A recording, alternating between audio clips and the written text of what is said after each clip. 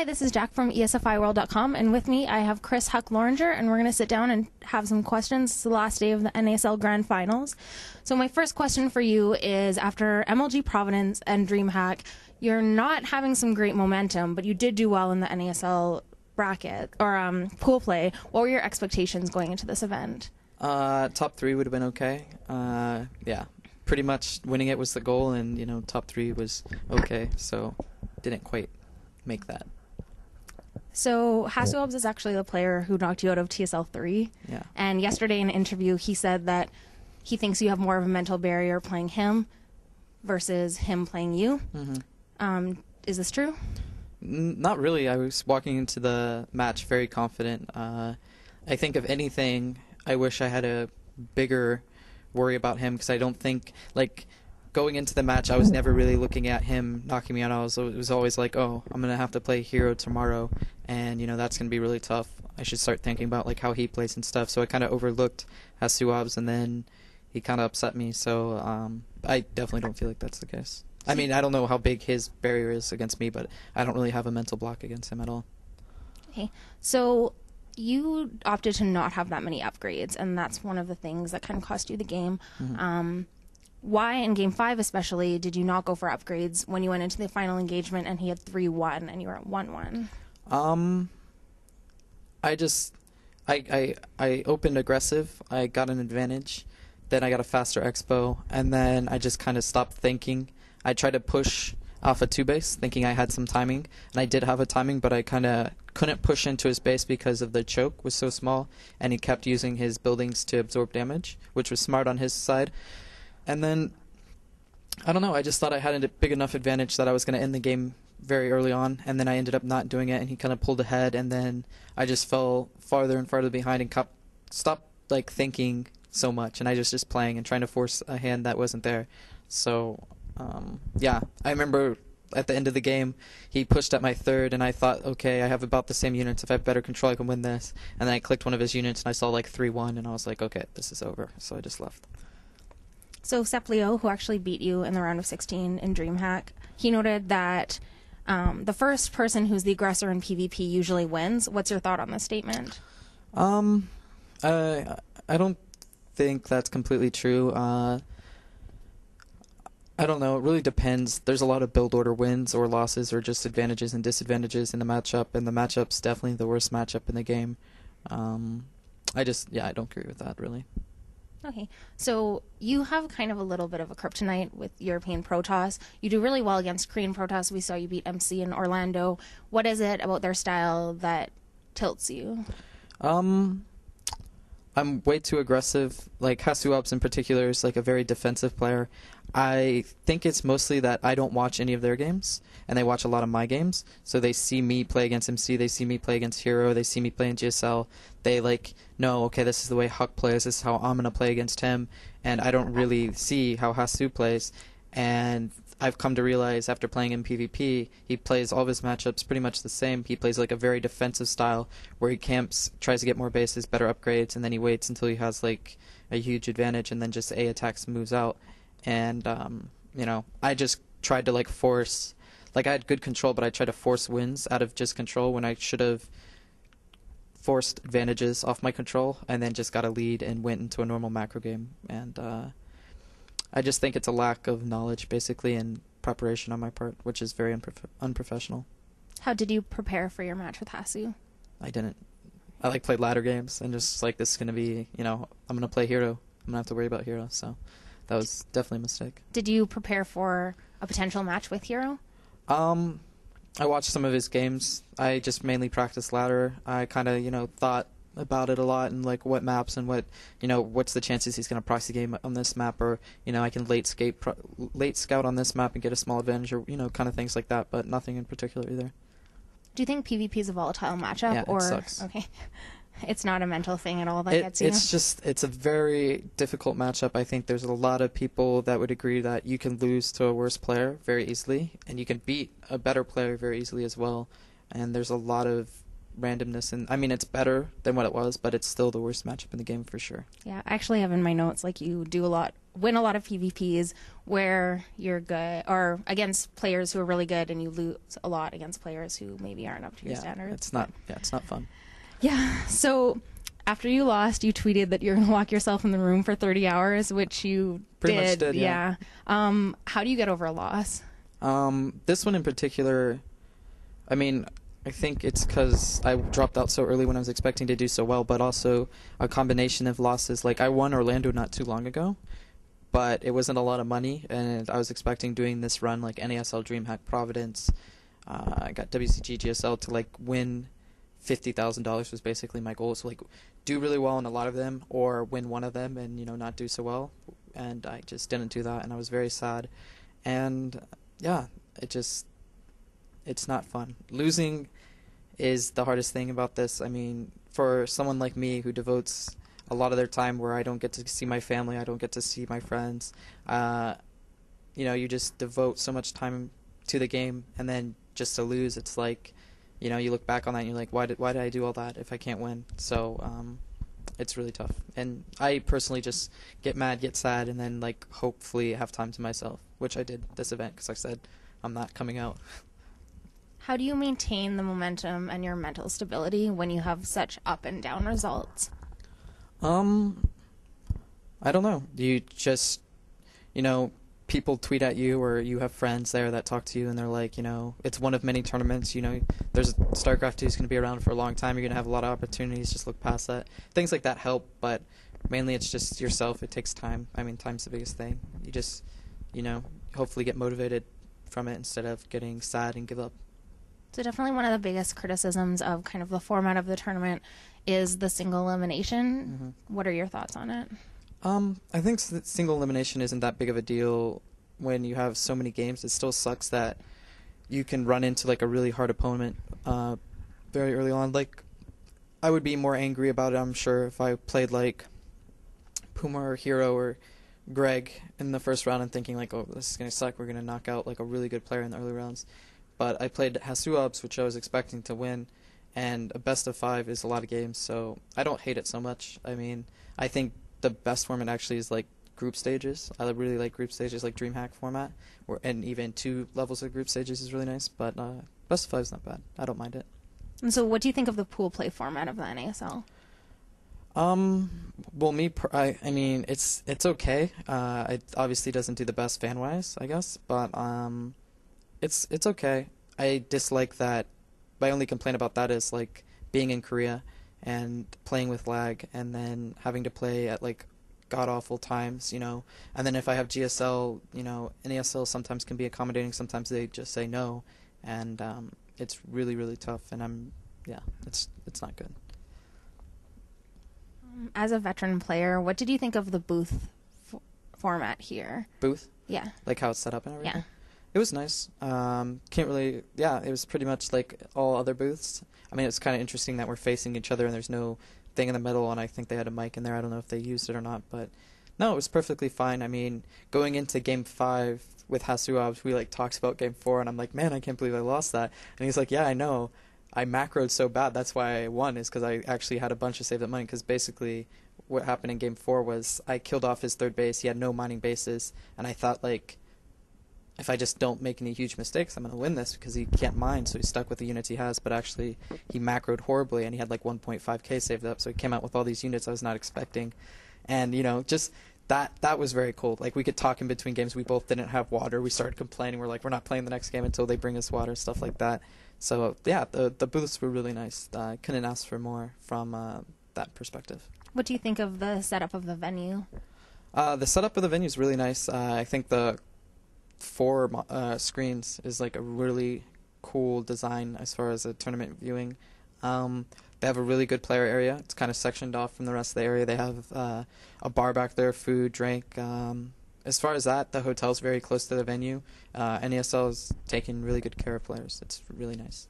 So as a fan favorite, you obviously are asked for autographs all the time. Number one, what do you think a tournament can do to accommodate you to make sure you're not feeling awkward about it or overwhelmed, or like you have to say no when you're not ready to do it? Having an area where players can go without being bothered, which NASL has. Having some kind of system before or after your matches where basically you don't have to be bothered by fans. I don't know exactly how to do that, but it sucks when you lose and then like you have a bunch of fans that want you to sign stuff, but you just lost. Players are in a very dark place after they lose, and I don't think people quite understand how dark that place is. And you still want to support your fans, but it's tough. So I think those two things, and the biggest thing to solve this, I think, is signing time. But you got to schedule the signing time very carefully. I mean, no one wants to sign stuff after they lost, and a lot of tournaments do that where they'll have like your group stages here, and then 2 hours later you're going to have your signing. And I mean, if you just lost, you don't want to like go sign autographs and deal with like a bunch of people that are going to be, happy and joyous, or you might even be sitting next to the player that beat you and you got to sit there and sign autographs and hear like a fan say, "Congratulations." "Oh, I'm sorry." So I think the best thing is having a scheduled time for autographs, but they should promote that and market that publicly and say like, "Hey, if you want an autograph from this player, you can get it at this time, and it's going to be before they play."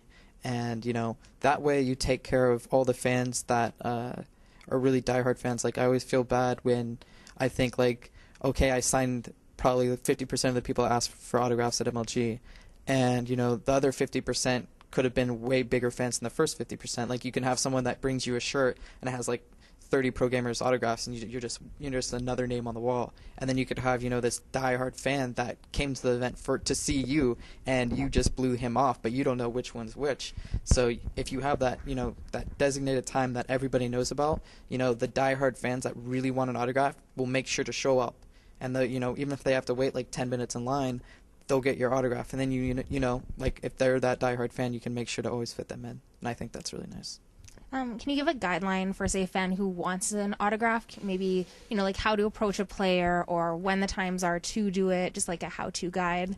Well, I think the system I just mentioned would be the best, which would solve a lot of issues, but it really depends. I mean, like, I never want to say, like, I dislike to sign autographs when I'm busy, but I always, like, walk around like I'm busy because I am usually busy, so I would just say be very polite about it, and if they say no, don't make a big deal out of it. I always hate emotionally where I'm like, "I'm sorry, I gotta, go do this," and then they're like, you're like, "Oh, really?" Like, kind of sarcastic, and you're like, "No, like, you don't understand. I've just signed autographs at, like, right over there for, like, 20 minutes, and I can't do it anymore."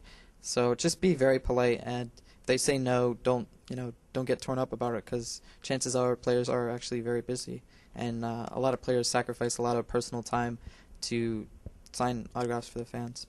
Just be polite and courteous, I guess. Okay. So moving forward, you're going to World Cyber Games coming up. Have you had a chance to take a look at your pool? Yeah, I just know it's pretty easy compared to the other ones. I think me and Idra's both is pretty easy compared to the other ones. That's all I know. What are your expectations for the event? Like, do well. I just want to go on. I'm going on vacation after WCG and GSL, so I want to stay in Code S for GSL, and then I want to do decently well at GSL. I don't want to be a huge disappointment to Canada or my fans, so, if I won it, it'd be really nice. I think if I placed top 3, it would be really nice still, and, as usual, anything less is just going to be a disappointment. Why did you decide to go for Canada instead of the U.S.? There's a lot of reasons. I lived longer in the U.S. I actually grew up in the U.S., but I've been living in Canada lately. I think most of my family still resides in Canada. I'm closest to my Canadian side of the family than my American. A huge part of it was EG's already being represented by the U.S., by Greg, who's pretty much like, I don't know if U.S. is only sending Greg, but he's obviously the big star player coming from the U.S., and Canada had someone, Kiwi, I think, I'm not sure. But, I felt like if I was representing Canada, Greg was representing the U.S., it'd be, kind of cool where we could both represent a major country and hopefully do really well in the tournament. So, yeah, that was the biggest part of it, I would think. Okay, so going back to Korea, you've just moved into the Slayer's house. How does it compare to OGS? It's very nice. They both have full-time mates. They both... it's very nice. They take care of players really well. All the players I get along with pretty well. Hopefully we're going to play more soccer. I know it's getting towards winter, but I enjoy playing soccer. Slayers is the best soccer team by far out of all the SC2 teams, so I don't know. It's very nice. What's your relationship with OGS since leaving the house? Great still. Basically, I'm like really good friends with all the OGS players. Whenever I see them around, or go visit them, it's like hugs and happy times for all. I don't know what to say. Like, I'm very, very close with the OGS guys. I don't think that's ever going to end. I'm hopefully going to spend 1 day, 2 days maybe there before I go back home to Canada. I hope to at least. And, I'm just, they're like family, so. So you've stayed in the EG house. Can you compare the EG house to one of the Korean houses? No maid sucks. Gotta like buy and cook your own food sucks, and I don't do that. So I just like had Greg cook some stuff, and then like the other EG players volunteered, and then we just ordered the rest of the time. Other than that, the house is way better. Basically, it's huge. You have a lot of personal space. It's a lot nicer than a Korean house. Just difference of culture, I guess. Okay, so you really thrived in the Korean environment. Why do you think that a lot of players struggle with it? Players are selfish, spoiled, and not disciplined, not hardworking. Pretty much, yeah. Do you have any advice for players who want to go to Korea? Don't be spoiled, undisciplined, lazy, or I don't know what the other one was, but yeah, whatever that other one was. Yeah, players are just going to the situation like you just got to be really, really motivated, and there's going to be times when you're going to have to practice when it's not going to be fun. Like you got to love the game, and you got to play the game like you love it. And there's going to be times though when you don't love the game, and you still have to practice, and you still have that match in 2 days, and you still got to work hard and want it. So you just have to be hardworking and disciplined, and yeah. Okay. So how confident are you about your endangered code S spot? Well, I just found out that I actually have like 24 hours before the match, so I'm a little bit more worried than what I thought it was going to be more time. My concept of time, even though my managers do their best job to like inform me when things are, is horrible. So like I have no concept of time besides like what the 24 hours is going to be like in front of me. So I'm a little bit worried. Keen's good, but not like scary good. So, it'll be okay, I think. We'll see. As a Code S regular, I guess, yeah, for lack of a better word, what do you think of the new GSL format? It sucks for us Code S regulars. I mean, the format's nice. I think overall it's better for the fans. It's better for the game. But as a Code S player and being selfish and whatnot, I would prefer it being the old system where I would be still guaranteed Code S from this season, and I would have, I think, more money too. So Code S players all probably dislike the system and want it to be the old one, and all Code A and Code B players probably want the new system. So I think overall the new system's better, but being a Code S player, I don't like it.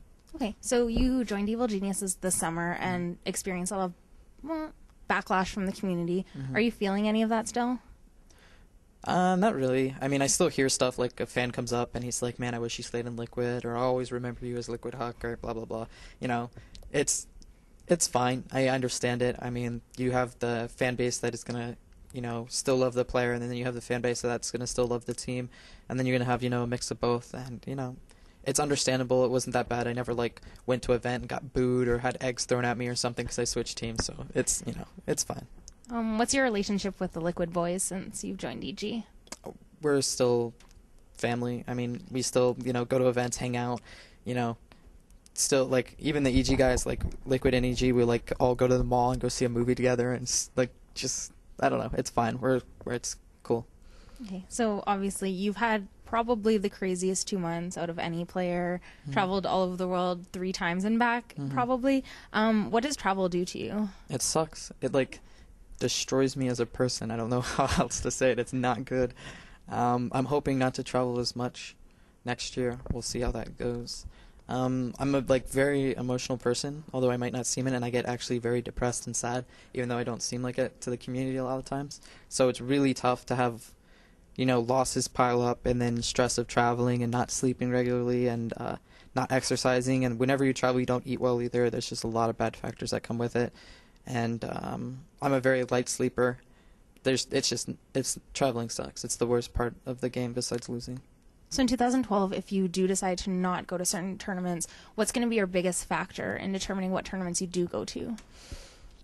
Biggest factor, money. I hate the it's going to be money, and then usually money is going to be followed by prestige. I mean, those things usually go hand in hand. Money, prestige, fan base. It's going to be really nice, and then player treatments up there. Sponsor-wise, obviously, very important. If I have a lot of my sponsors supporting a certain tournament, that's going to weigh hugely on my mind to go to that tournament, despite it maybe having a little bit less than another tournament. But I think it's good that there's a lot more options now, and I'm going to be hopefully more selective on what tournaments I go to. So hopefully tournaments will treat players, fans, and just quality of everything is going to go up, I hope, or otherwise just won't go. Okay. So 2011 is coming to a close. What was your best moment of the year? DreamHack win. Yeah, it was my biggest win. I think I played really well in that tournament, especially against my games against July. Yeah, that was it. What about your worst moment? This last 48 hours. And what was your biggest learning lesson? That one's hard. I don't know. I come to the conclusion in the last 48 hours I need to be more professional and more scientific about how I approach StarCraft 2 and the way I handle preparation. So I don't know if that was the most learning moment, but it's definitely been an enlightenment. So you are taking some time off, going back to Canada. What's your relationship with your family? Dad's side of the family, we're all cool. They follow a lot of StarCraft, surprisingly, even though they understand none of it. They'll watch my games and be like, oh, I can look at the numbers, and if he's up in supply, usually that's good. If he's down, it's usually bad, and they know GG ends, they know the game's over. But they support me despite not understanding it, which is huge, because I don't think I could do that for somebody. I don't think I could watch someone's game and not understand it and still be there watching the whole game. So that's really cool. Yeah, I'm going to see my dad's family, my brothers. My dad I'm really cool with. My mom's side of the family I've lost touch with basically since I've left Florida when I was 16 for the most part. And, it gets complicated and weird after that. I don't know if I want to expose that in this interview. Yeah, no worries. In TL vlogs, there's always I want to be a pro gamer, but my parents don't understand me. Yeah. Do you have any advice? Don't. It's hard. You have I don't want to be cruel and mean. If you're really, that's your dream and you can't do without it, then me saying don't do it's not going to change your mind anyways. But for the average person, most pro gamers fell into the job. It isn't we started playing StarCraft 1 thinking, oh yeah, this is going to make us a lot of money in the future. We played it because we liked the game and, we liked the competition and we played it for 8-10 years, whatever. And then StarCraft 2 came out and, there was huge exposure, a lot of money, huge opportunity. And then it's just hey, I'm good at this game because I played StarCraft 1 for a super long time. I'm glad that I luck boxed this and now I'm into it. But, it's just the job's really hard. A lot of things got to go right for you to make it. You have to be very good at it. You got to spend a lot of time playing it. And I would never suggest. I would probably be with your parents and be like, don't do it. So, yeah, don't do it. I don't think that's what they wanted to hear. I know. I don't. It's don't do it, man. Okay, so what are your plans for 2012? Win everything. Okay. I don't know. I want to win everything. So I just hope to go on vacation, get recharged, and then come back and just kill it. Work really, really hard and win everything. So those are all the questions I have for you. Do you have any comments or shout-outs that you'd like to give? Yeah, MyG.net, our sponsors, of course. My management team that's taken really good care of me in the last 2 days been pretty cool about me not doing anything. NASL, I know they wanted me to do a lot of stuff. Hopefully me doing these kind of interviews, they'll be more happy with me. I'm sorry to my fans. I failed you in a lot of things lately. I just hope, always know that I'm working hard. It's not like I slack off or, do stupid crap. I really want to win, and I hope you guys keep supporting me so I can do that. And then, my family and friends, as usual, I love you, and thank you. Thanks so much. Thank you.